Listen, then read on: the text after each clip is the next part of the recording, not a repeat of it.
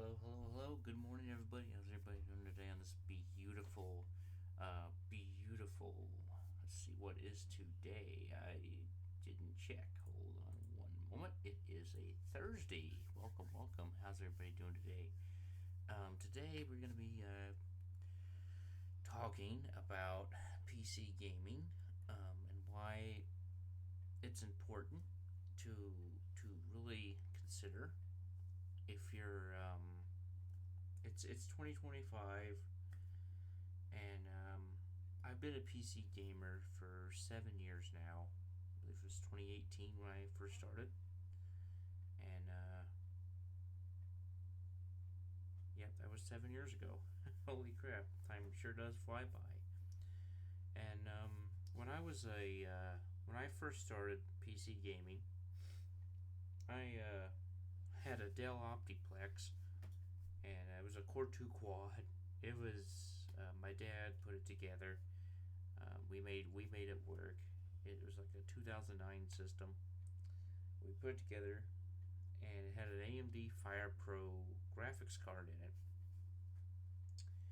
And the reason why I'm making this video, and the reason why I think it's important, is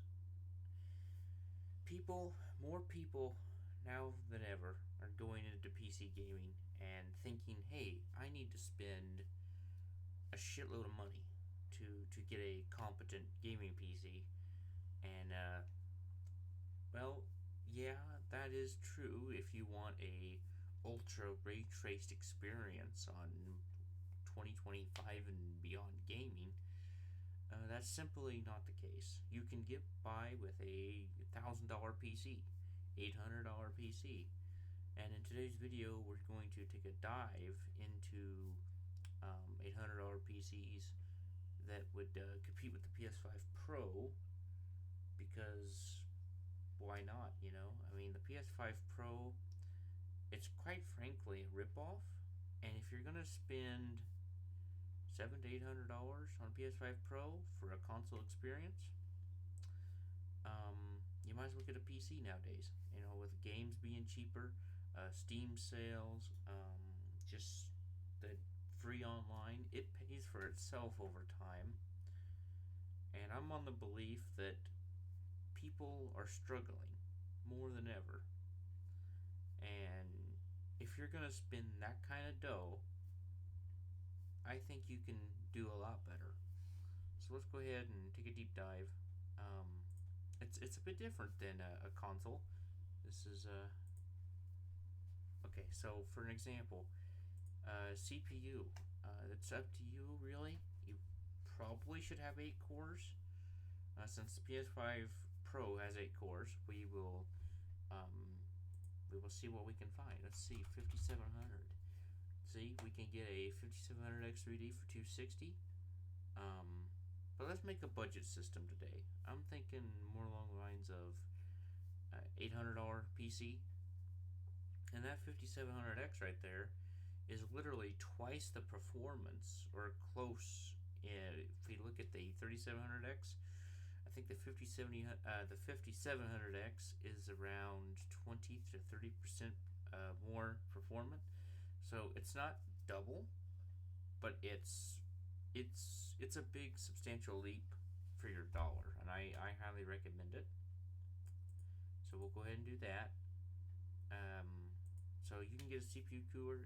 You don't need anything fancy, just to keep it cool. It's a 65 watt part chip after all. You could probably find the 5700 and get a stock cooler. But we'll just do the 5700X with a $35 Thermalright cooler. Now for motherboard, you want one with BIOS flashback, especially if you're going the AM4 route, because a lot of times these AM4 motherboards won't have proper BIOS support. So you really got to pay attention for that. And these are one things that are really expensive. Let's take a look at this Tomahawk here. Really nice motherboard. I believe in spending a little bit extra on your board, because your board is what literally holds everything together. And I've had cheap boards. I've had $70 boards. I've had $80 boards, $100 boards. They're all crap. I mean, they break. funny story. I bought an Asus Prime B450 board, $100, and that thing fell into pieces. Like the actual VRM capacitors inside it, because it was a hot day.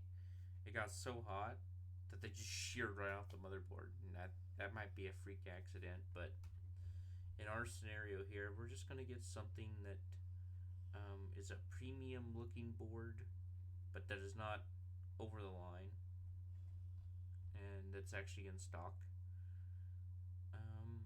So looking like this is going to be the chestnut.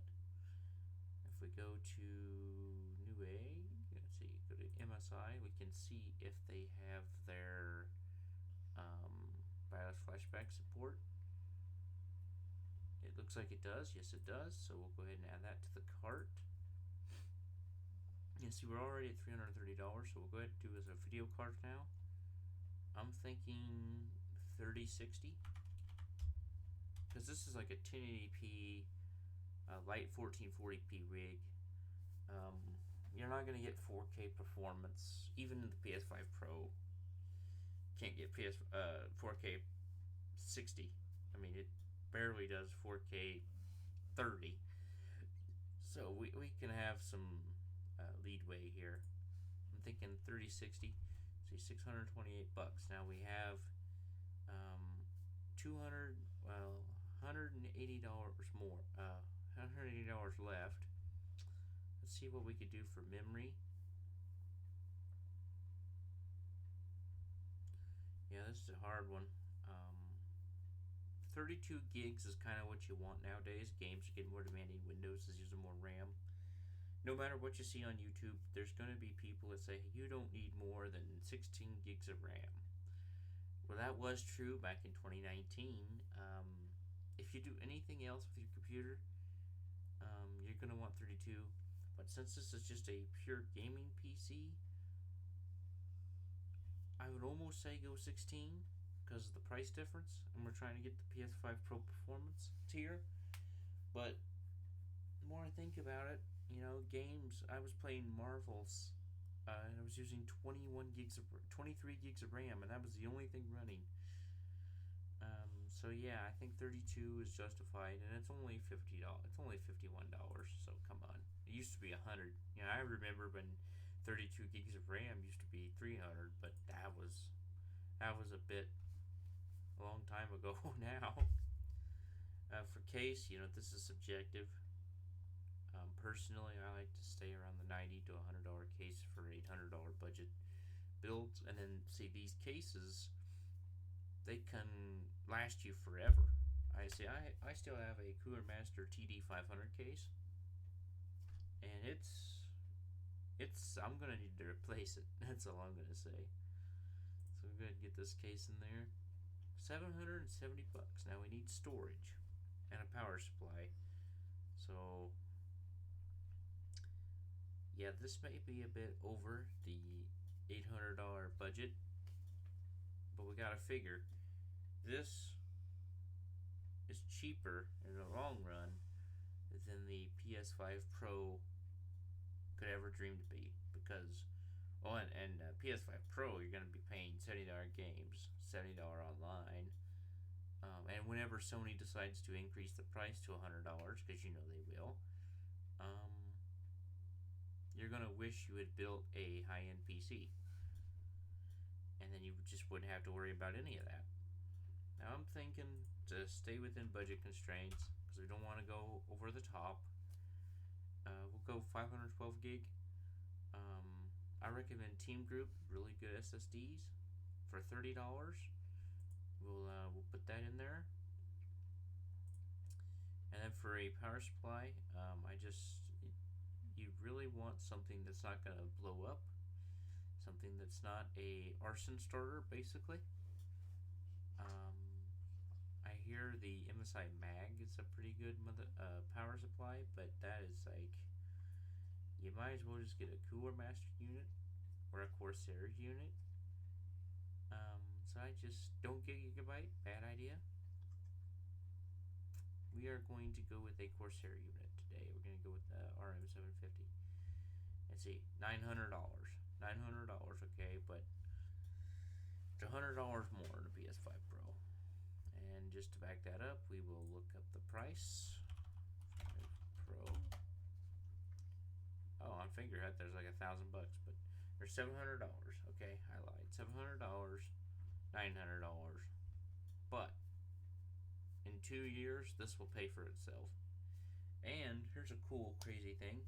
You don't need to go out and buy the PS6, PS7 to get a performance jump. You don't have to buy a whole new console. You don't have to spend $600 every 5 years.